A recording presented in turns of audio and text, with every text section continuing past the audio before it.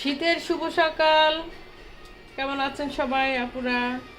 আমি আমার সকালের রান্না, দুপুরের রান্না নিয়ে আসলাম। তাহলে আমি রান্না শুরু করে দেই। পাতিলটা গরম হয়ে গেছে, তেল দিয়ে দেই।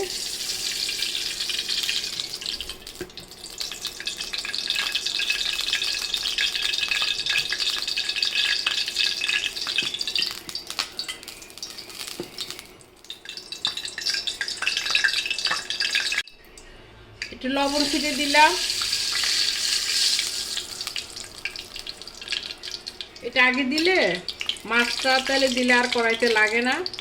দিয়ে দিলাম মাছ।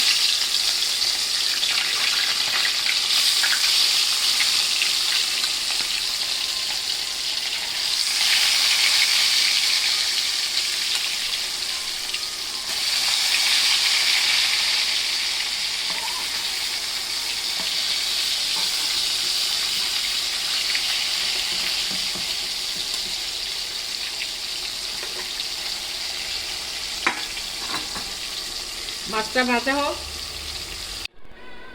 মাছগুলো ভাজা হয়ে গেছে। এখন এখানে একটু পেঁয়াজ ভাজবো। পেঁয়াজ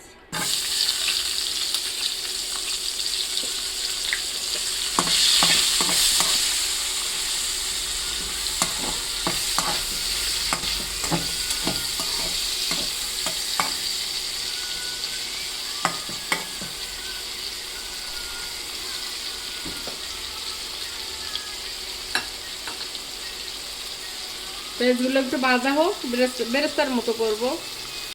পেঁয়াজটা ভাজা হয়ে গেছে, এখন উঠিয়ে ফেলবো।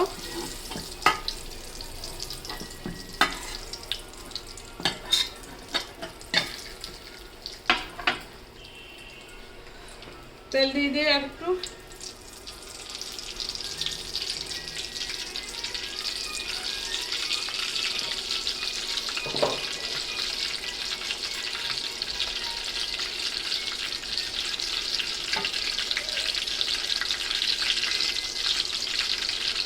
পেঁয়াজ রসুন বাটা,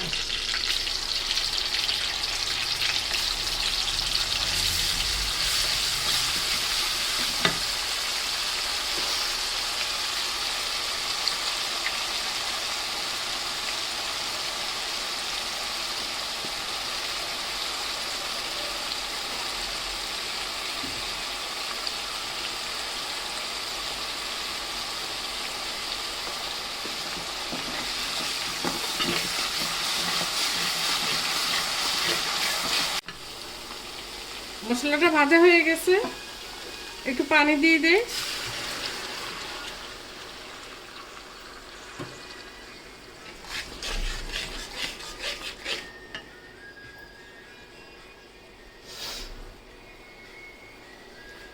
লবণ, হলুদ, মরিচ, ধনিয়া, জিরা।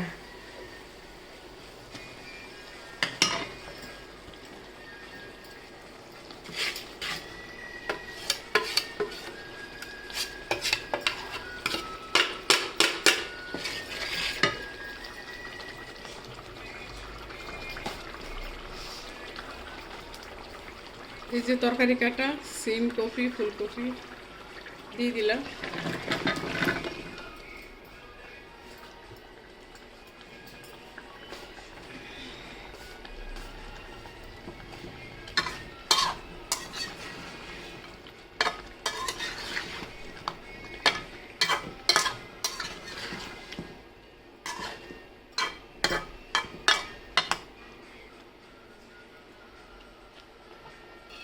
ঢেকে দিলাম।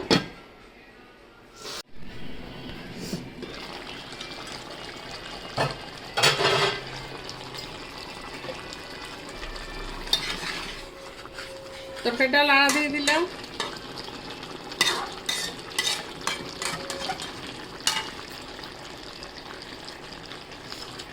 যে পেঁয়াজ বেরেস্তা করছিলাম, এটা একটু ওই পাটায় বা ব্লেন্ডার বেটে এভাবে দিলে তরকারিটা ঘন হয়। দিয়ে দিলাম।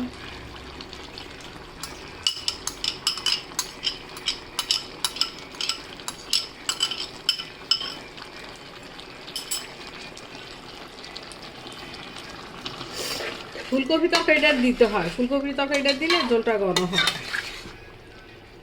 আর তরকারিটা ফুলকপি তরকারিটা তো পাঞ্চা পাঞ্চা, খেতেও আবার ভালো লাগে।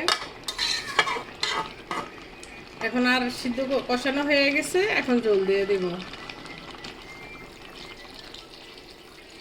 গরম পানি দিলাম।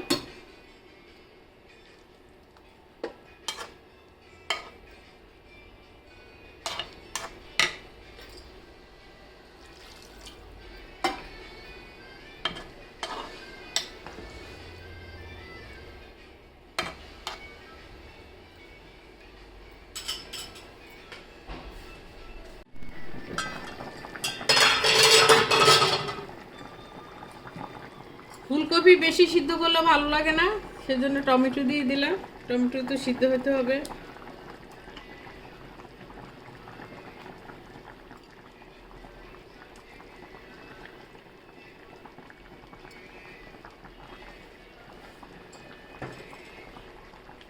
মাছটাও দিয়ে দেই।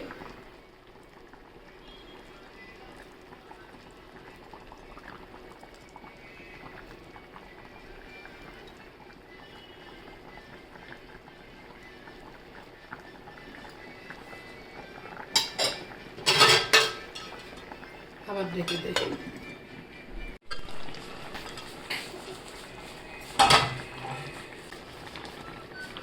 কাঁচামরিচটা দিয়ে দেই।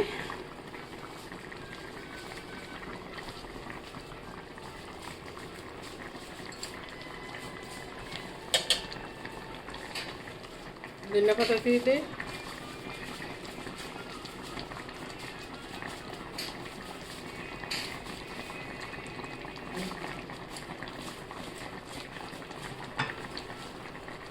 একটু ডেকে দেই, রান্না শেষ হয়ে।